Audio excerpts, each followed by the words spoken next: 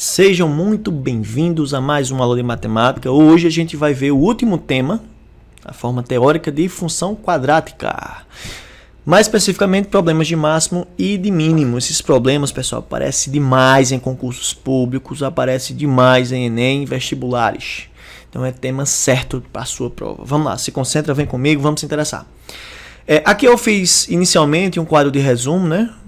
Tudo isso aqui foi visto nas aulas anteriores. Aqui, por exemplo, quando A é positivo, a gente sabe que a função quadrática é definida por ax² mais bx mais c. Se esse coeficiente A for positivo, a concavidade da parábola fica voltada para cima, como descrito aqui no resumo. Se o A for negativo, a concavidade da parábola fica voltada para baixo, tá bom?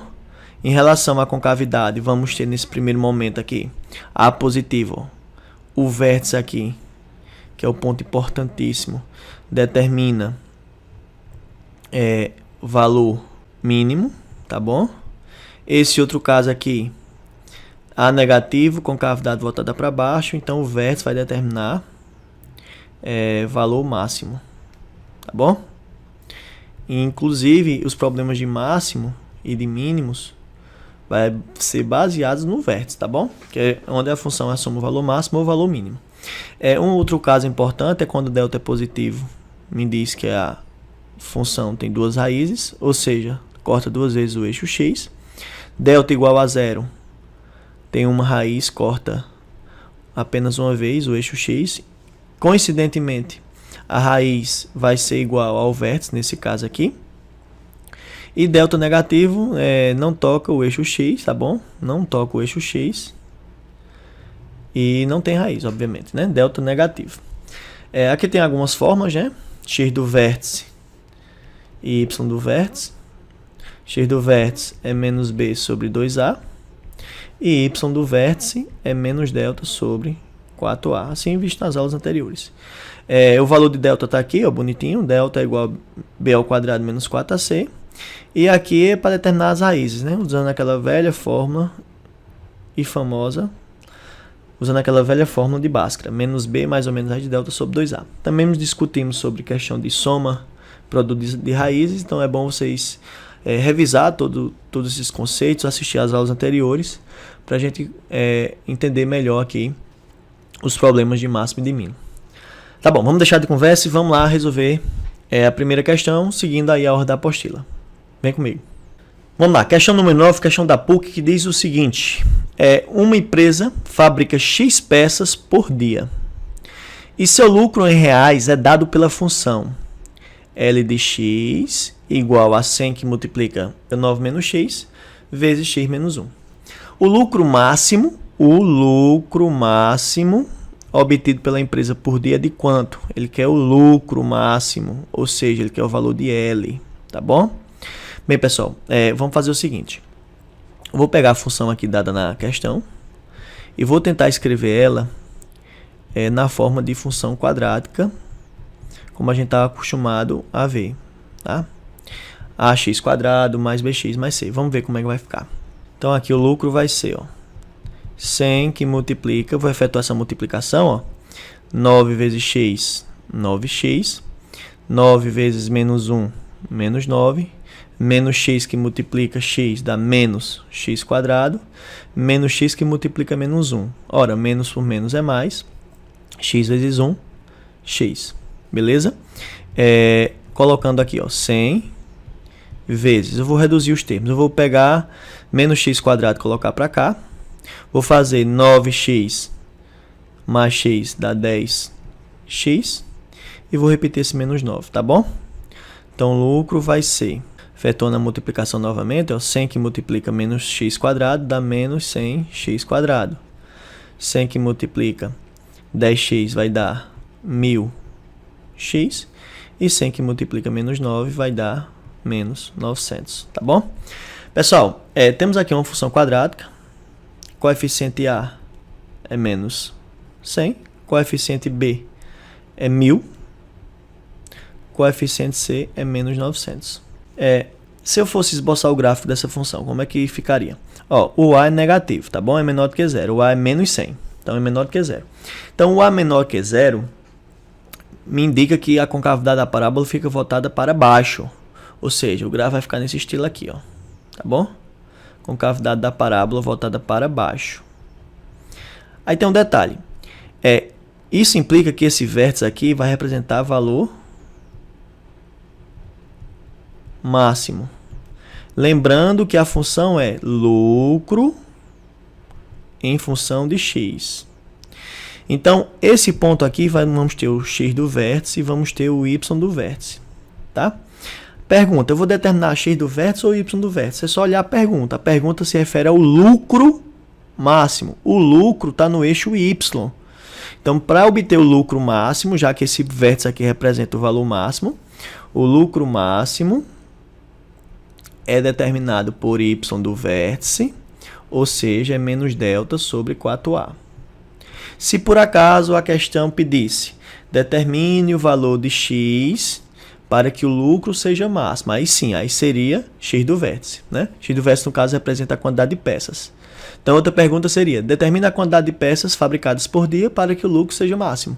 Então, quantidade de peças representa x, você ia determinar x do vértice. Mas não, a questão especificou lucro máximo. Lucro máximo está no eixo y, então vou determinar y do vértice. Para determinar y do vértice, vamos determinar delta. Delta é b ao quadrado menos 4ac. Delta é o meu b, que é 1000 ao quadrado, menos 4 vezes a, que é menos 100, vezes c, que é menos 900. Vai ficar 1000 ao quadrado, como tem 3 zeros, eu vou ficar com 6 zeros agora, né? Que é ao quadrado, vai ficar 1 milhão. Menos. Por que menos? Porque quando eu for multiplicar aqui e comparar os sinais, ó, menos por menos mais por menos dá menos. 4 vezes 100, 400. 400 vezes 900 dá 360 mil, né? Aqui eu vou fazer 4 vezes 9 dá 36, e como o 100 e o 900 tem 2 zeros cada um, vai ficar com 4 zeros lá no final. Enfim, 1 milhão menos 360 mil vai dar 640 mil, tá aqui. Então, o valor de delta. Substituindo aqui, ó, menos o valor de delta, que é 640 mil, dividindo por 4 vezes A. Quem é A na história? A é menos 100, tá bom?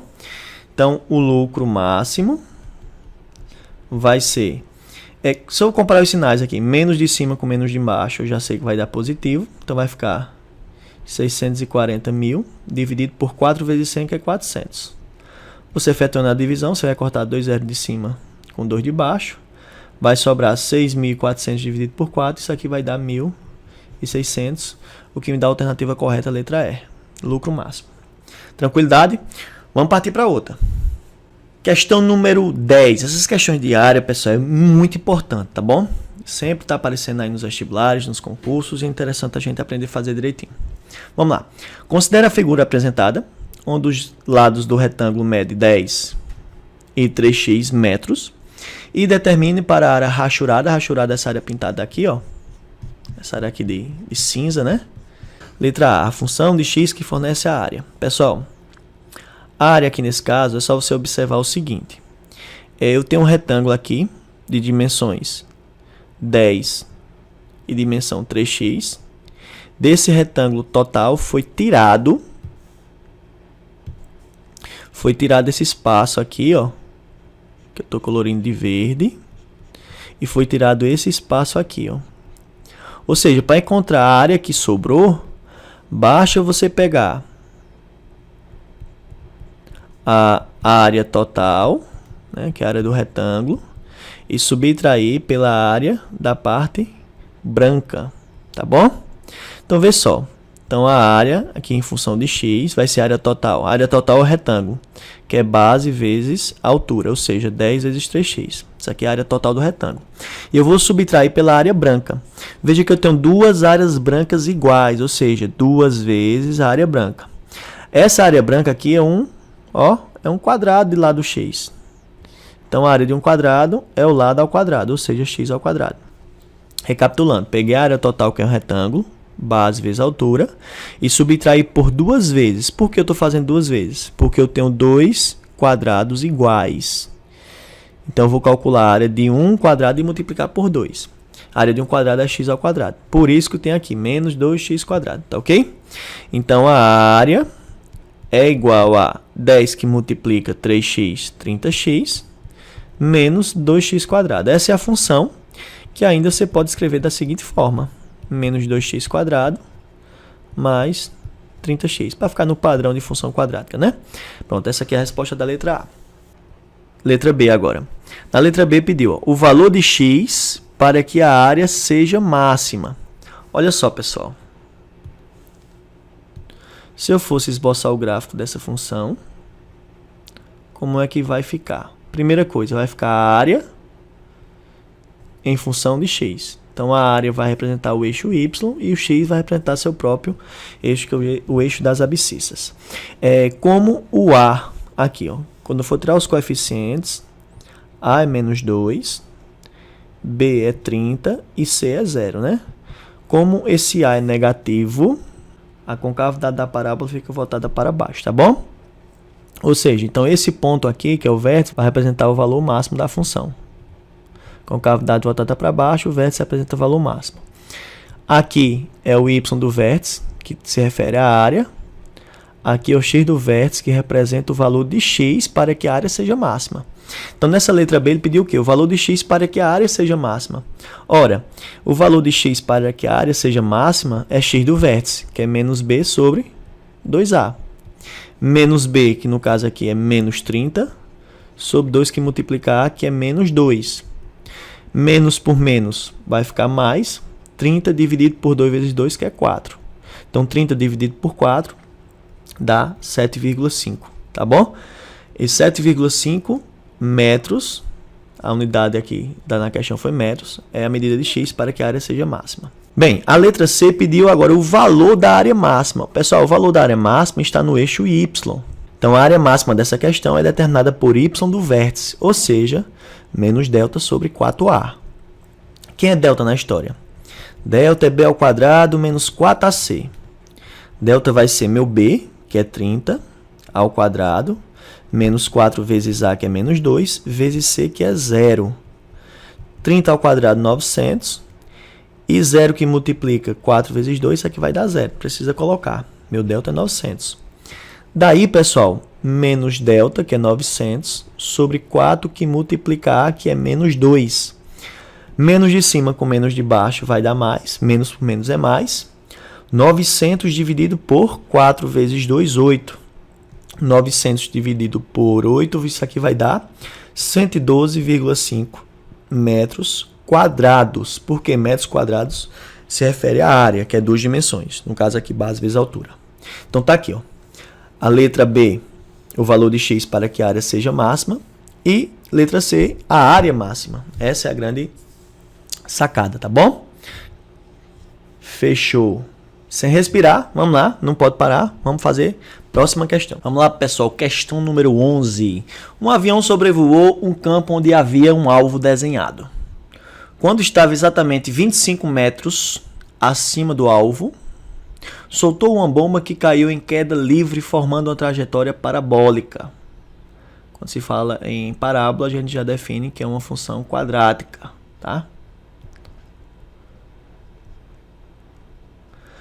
Se a bomba caiu 5 metros distante do alvo, qual a função que descreve a trajetória da bomba? Bem, temos aqui a representação, vamos destacar alguns pontos.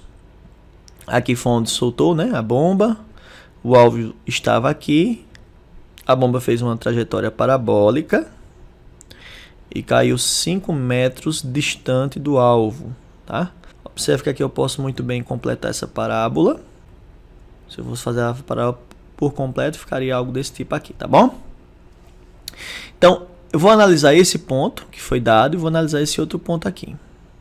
Lembrando que a função quadrática é dado na fórmula ax² mais bx mais c, onde eu vou determinar o valor de a, o valor de b e o valor de c, que são números reais, tá bom? De acordo com esses pontos dados. Só me deu 2 pontos. Desse ponto aqui, pessoal, é o ponto onde corta o eixo Y. E de acordo com as aulas que a gente viu, onde corta o eixo Y, corta no x igual a 0, o que implica dizer que y é igual a c. Ou seja, y é igual a quanto aqui? 25. Então, o valor 25 representa o valor do coeficiente c. Então, já tem o valor do coeficiente c, que é 25, tá bom? Esse ponto ainda representa o vértice da parábola.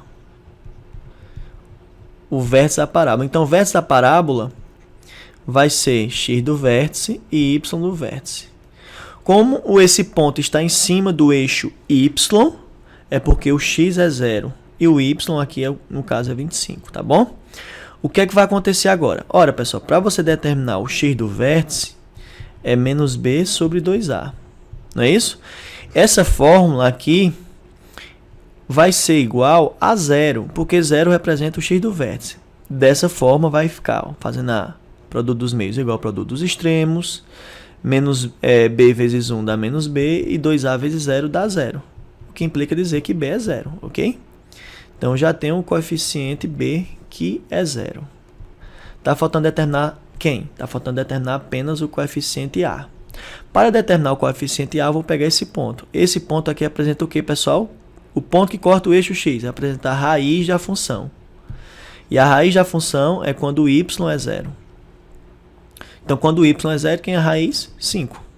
Esse foi o ponto dado na questão, tá bom? Daí eu vou substituir meus dados, ó.